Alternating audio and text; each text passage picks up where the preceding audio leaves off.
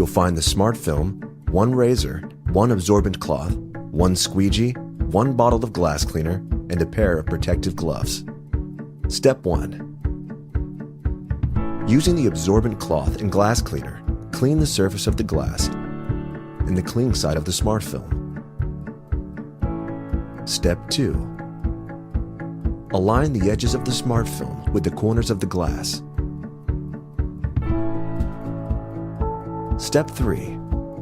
Peel away 2 inches of the protective liner and allow the adhesive of the film to stick to the glass. Step 4. Using the squeegee, press the film down in horizontal lines until no air bubbles are visible. Repeat steps 3 and 4 until the smart film is completely bubble-free.